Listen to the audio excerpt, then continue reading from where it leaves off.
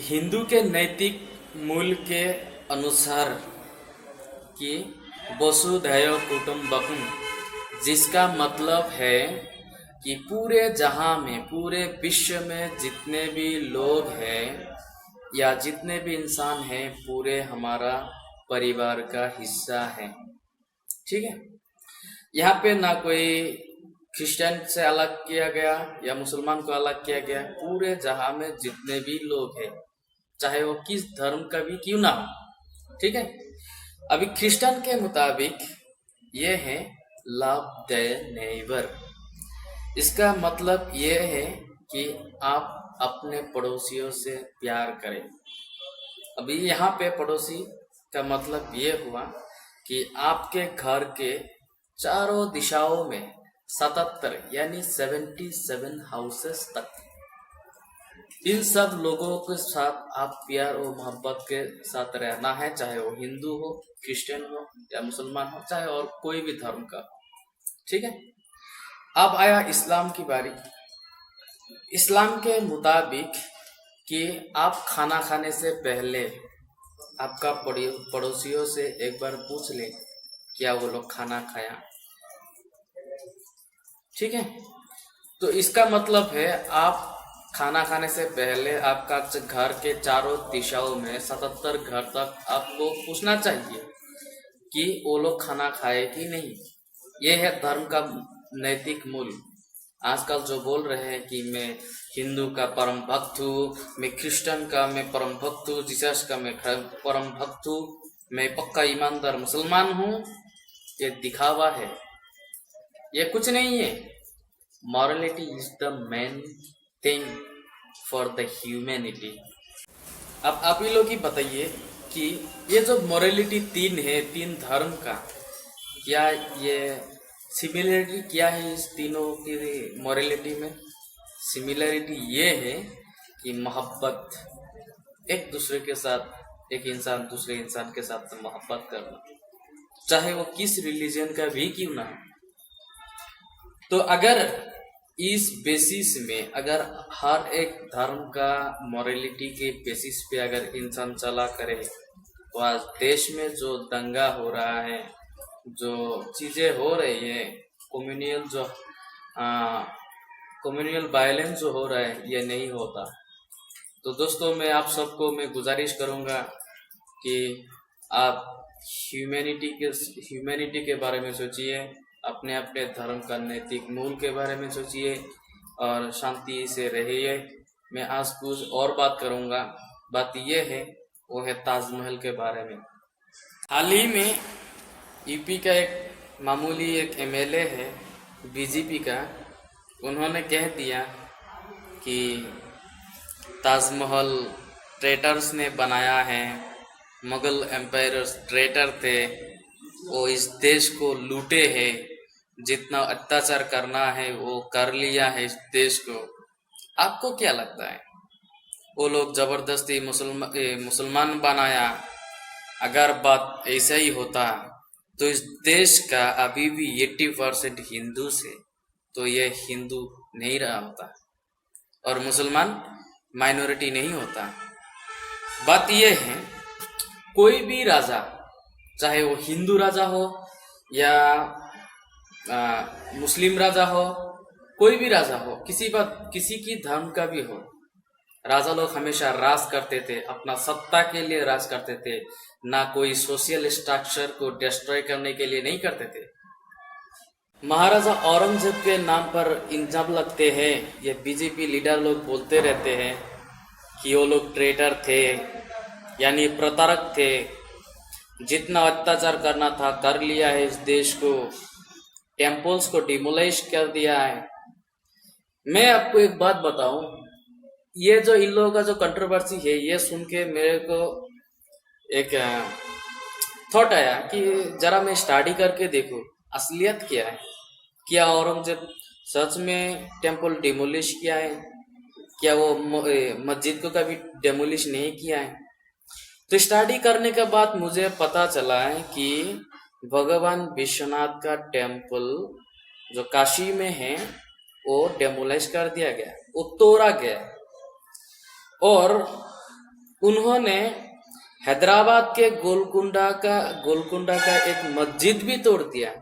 अब हम आपको बताएंगे ऐसा क्यों हुआ। अगर औरंगजेब इतना हिंदू को इतना नफरत करता होता तो उसके स्टाफ में या सिक्योरिटी सोल्जर्स में 35% हिंदू नहीं होते, ठीक है। और उनका जो सेनाध्यक्ष था वो था जय सिंह। जय सिंह एक हिंदू है। तो मैं पॉइंट पर आता हूँ कि वो क्यों मंदिर टेम्पल या मस्जिद क्यों तोड़ दिया था। क्या उन्होंने कभी टेम्पल डोनेट नहीं किया? मैं आपको बताता हूँ। उन्होंने गुवाहाटी में हालांकि वो मेरा स्टेट है, मैं असम का हूँ खुद, तो मेरे स्टेट में एक प्रख्यात टेम्पल है, कामाख्या देवी की टेम्पल है गुवाहाटी में, जो कि औरंगजेब ने दान किया था। उज्जैन में एक टेम्पल है जो कि उन्होंने औरंगजेब ने दान किया था। उसका जो मूर्ति बनाने के लिए सोन रूप चाहिए था, वो खुद डोनेट की थी। ऐसा कई उदाहरण है देने के लिए। अब हैदराबाद में जो गोलकुंडा का राजा का जो मस्जिद था वो क्यों तोड़ दिया औरंगजेब ने? वो तो खुद मुस्लिम है, मुस्लिम होके क्यों मस्जिद तोड़ेगा? बात यह है कि उस टाइम का राजा, हैदराबाद का राजा था तानाशाह। तानाशाह है एक राजा, औरंगजेब है महाराजा। तो एक राजा अपने प्रजाओं से टैक्स लेके महाराजा को देना होता है, उसको लगन बोलते हैं। तो तानाशाह ने क्या किया, 3 साल तक औरंगजेब को कोई लगन नहीं दिया, यानी टैक्स नहीं दिया। तो औरंगजेब थोड़ा चालाक था, तो तानाशाह औरंगजेब को बोला था कि हुजूर या जनाब, मेरे देश में या मेरे राज्य में अकाल चल रहा है,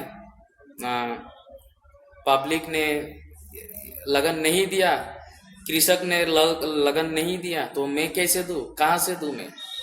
फिर औरंगजेब निकला बहुत चालाक, और उन्होंने कई जासूस भेजी। जासूस भेजने के बाद पता चला कि तानाशाह के जितने भी प्रॉपर्टी है वो एक मस्जिद के अंदर छुपा के रखा है। तो उन्होंने क्या करेगा, ओबियसली मस्जिद को तोड़ेगा। फिर औरंगजेब अपने फौज को भेज दिया, सोल्जर्स को भेज दिया, मस्जिद को डिमोलाइज किया, प्रॉपर्टी लेके अपना ट्रेजरी दिल्ली में लेके चला गए। अब आते हैं काशी का जो विश्वनाथ, भगवान विश्वनाथ का टेम्पल है, उन्होंने यह तोड़ने का क्यों आदेश दिया था? बात यह है, एक बार औरंगजेब ने कोलकाता के सफर में निकले, दिल्ली से कोलकाता जाने के लिए सफर में निकले, और उनका सफर में साथी थे 44 हिंदू किंग्स। 44 यानी 44 हिंदू किंग्स के साथ वो सफर में निकले, कोलकाता जाने के लिए निकले। और सफर में 44 हिंदू के अपने मेन वाइफ्स, यानी अपने वाइफ, अपने बीवी को साथ में लेके चले। तो उन्होंने, ये पूरे लोग काशी होके जा रहा था।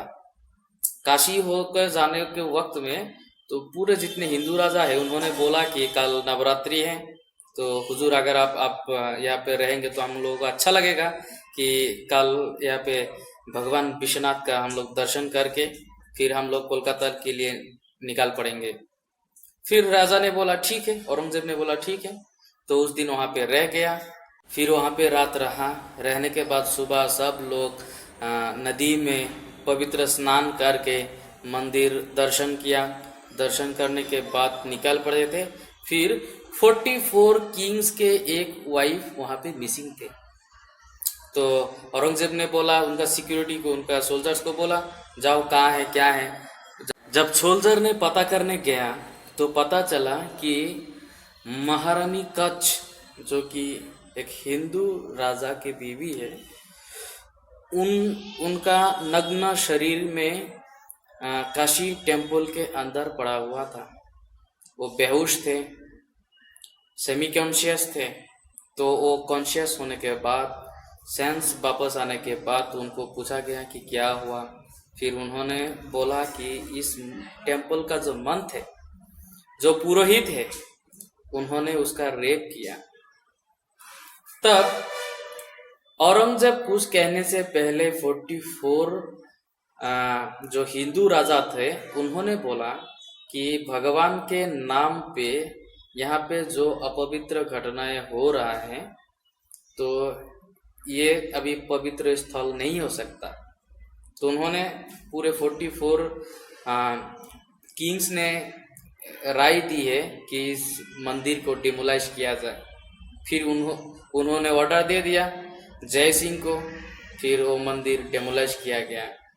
लेकिन एक ट्विस्ट यहाँ पे है कि औरंगजेब खुद अपने ट्रेजरी से भगवान विश्वनाथ का टेम्पल बनाने के लिए जितना खर्चा होना था वो उन्होंने दिया और वृंदावन में एक नया टेम्पल बनाया गया।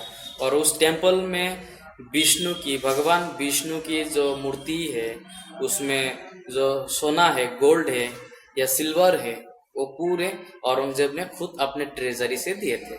तो आप ही बताइए, क्या वो क्रूएल थे, क्या वो ट्रेटर थे जो आज बीजेपी के नेता लोग बोल रहे हैं? ये एक षड्यंत्र है भाई, क्योंकि इन्होंने पब्लिक को, जनता को अपने मुद्दा जो है डेवलपमेंट का जो बात होती है, विकास का जो बात होना चाहिए, गांव में जो बिजली होना चाहिए, रोड्स होना चाहिए, स्कूल्स होना चाहिए, जो बेकार युवक है उन लोगों को जो नौकरी मिलना चाहिए, ये सब बात ना करने के लिए आपस में एक धर्म दूसरे धर्म के साथ झगड़ने के लिए एक भेदभाव बनाया जा रहा है, क्योंकि ये लोग है चुतिया। अब आप ही देखिए, ये बात जिन्होंने बोला, संगीत सोम एक एमएलए जो इससे पहले गुंडा थे, फिरौती करते थे, किसी का जमीन हड़पते थे जबरदस्ती, इनके ऊपर बिना लाइसेंस के हथियार इन्होंने सप्लाई करते हैं, उसका केस है इनके ऊपर। मुजफ्फरनगर में जो दंगा हुए, हजारों लोग मारे गए, गांव में आग लगा दिया गया, उसका भी इनके ऊपर इल्जाम है। तो ऐसे लोग और सबसे बात इंटरेस्टिंग बात यह है, उन्होंने 12वीं पास नहीं की, यानी इंटरमीडिएट पास नहीं किया। तो वो क्या जाने, जो इंटरमीडिएट फेल एक आदमी, वो इतिहास के बारे में क्या जानेंगे? अभी भाषण देने चला ताजमहल के बारे में, साला थप्पा है तू, थप्पा है, संगीत सम थप्पा है। इन कुत्तों जैसे लोगों के बात सुनकर आप लोग बहकाइए मत। अपने अपने धर्म का जो नैतिक मूल है, मोरालिटी है, उस पे चलिए। हिंदू, मुस्लिम, सिख, क्रिश्चियन कुछ भी आपस में भाई भाई होकर चलिए, मिलजुल कर रहिए, तभी यह देश आगे बढ़ेगा, नहीं तो कभी नहीं आगे बढ़ेगा। अगर आज सोचते हैं कि हिंदू 80% है, 80% हिंदू है, 20% मुस्लिम है, तो मुस्लिम को मार सकते हैं, मार सकते हैं। आज कहीं पे मुस्लिम माइनॉरिटी है किसी गांव में, कहीं पे हिंदू माइनॉरिटी है कई गांव में। आज कहीं पे हिंदू का बस्ती जलाया जाएगा, कल कहीं मुस्लिम का बस्ती जलाया जाएगा। बेनिफिट किसका है? हमेशा बेगुनाह लोग मारे जाते हैं। क्या इन चूतिया लोग जैसे मारे जाते हैं? कभी कभी नहीं जाते। तो इन चूतिया लोगों के बात आप लोग मत सुनिए। अगर आप लोगों के पास आके ऐसा बात करे तो उन लोगों को भगाइए, वहां से हटवाइए वहां से। हम चाहते हैं कि इस देश का डेवलपमेंट हो, देश का उन्नति हो, तो जो उन्नति के बात करेंगे तो उसी को आप लोग वोट दीजिएगा, उसी को आप लोग सपोर्ट कीजिएगा। आखिर में और एक बात कहना चाहता हूँ आप सबको। बात ये है, ये जो ब्रिटिश एम्पायर थे, मुगल एम्पायर थे, क्या मुगल एम्पायर के जमाना में जो इन लोगों का ट्रेजरी थे, जो वेल्थ थे, क्या मक्का मदीना लेके गए थे? क्या कबूल में लेके गए थे? क्या बगदाद लेके गए थे? नहीं लेके गए।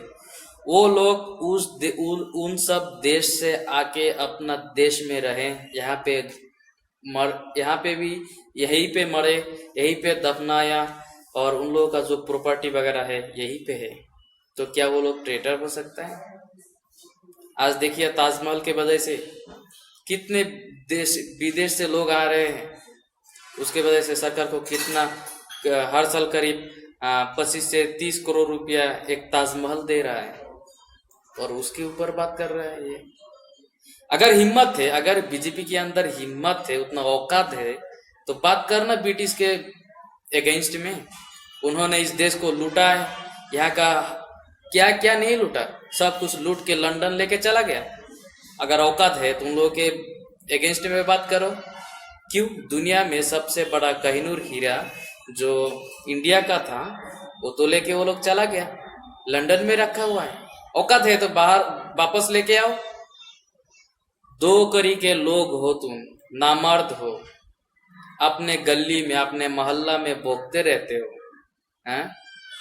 कभी कुत्ते के मौत मरोगे तुम लोग, और स्वर्ग में तो कभी जाओगे ही नहीं, नर्क में जागा है तुम लोगों का। वीडियो के द्वारा मैं इस देश के जितने भी लोग हैं सबको एक मैसेज देना चाहता हूँ, और आप लोग साथ हिंदू मुस्लिम क्रिश्चियन कोई भी धर्म का हो आपस में मिलजुल के रहिए।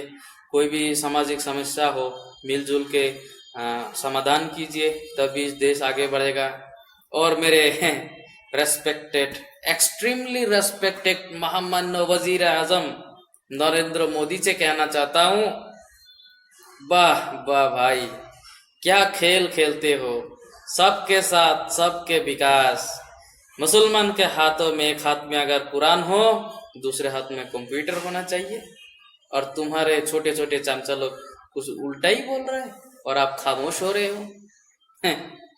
भाई लोगों को सब समझ में आता है, ठीक है, कि ये जो आप क्लीन शीट का थप्पा लगा के घूमते फिरते हो ना, सब लोगों को मालूम है कि ये बीजेपी का लीडर या आरएसएस का या विश्व हिंदू परिषद का लीडर लोग जो कुछ जहर निकालता है, ये सब इनका ही ट्रेनिंग है, इनका ट्रेन किया गया हुआ है।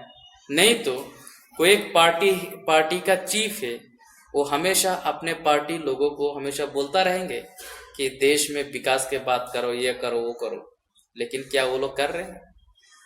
आप थप्पा, क्लीन शीट का थप्पा लेके घूम रहे हो, बाकी लोग देश में दंगा करवा रहा है, एक धर्म से दूसरे धर्म में आपस में झगड़ा करवा रहा है।